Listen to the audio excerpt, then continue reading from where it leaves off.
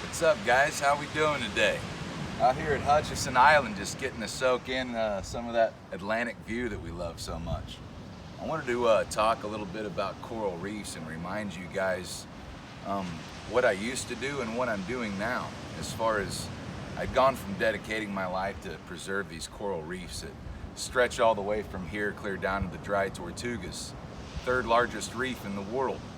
However, with more than half of her dead now, I realized that you can't exactly fight that pollution underwater. You can't fight the stress that our corals are already facing, as well as the climate change. When people talk about coral bleaching, for example, we need to keep in mind that there's a homie of mine called zooxanthellae. He's a special type of algae, and he gives the color to coral.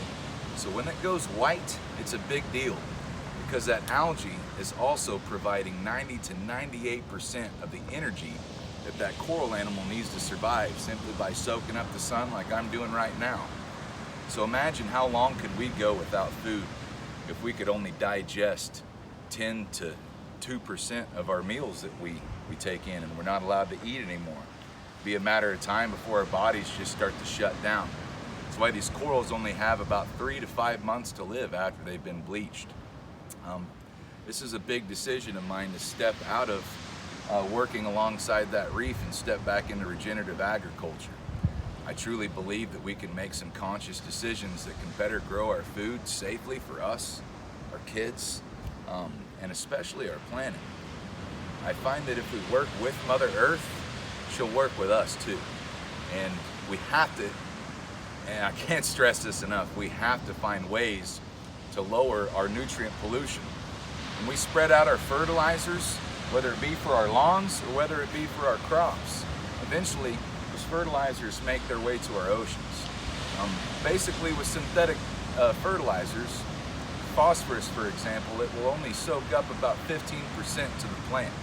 That means 85% of what we are putting down gets leached into the soil, eventually makes its way to our waters. Coral bleaching is largely due to corals already being stressed from nutrient pollution, overfishing. And on top of that, they're fighting a little thing called climate change. I don't know if you dudes have noticed, but it's getting hot out. And the science is in. Climate change is about as real as dinosaurs. If you raise your hand when you say you believe in dinosaurs, you can keep it up when it comes to climate change. When it comes down to it, that precious little algae called zooxanthellae is getting too hot, too fast. It doesn't have time to change. It doesn't do its job right, just like you and me when we start to get hot. We get very inefficient. It goes from producing 90 to 98% of that coral's energy to, let's say, only 40 or 50% of the energy. When that happens, the coral thinks that it has a disease. Just like me and you, when we get sick, every pore in our skin starts to sweat. By any means necessary, we will get that sickness out of us. The coral does the exact same thing. Every single one of those polyps, those little holes, open it up and it expels that zooxanthellae, the algae, trying to lower the likelihood of disease. The thing is though, it's not disease, it's us, guys. So we all have to do our part, all find these greener solutions that we're talking about. You know, thankfully with greener solutions we provide biofeed fertilizer, which is 100% soluble to that plant. No more wasting of the 85%, but also a way to keep our plants green.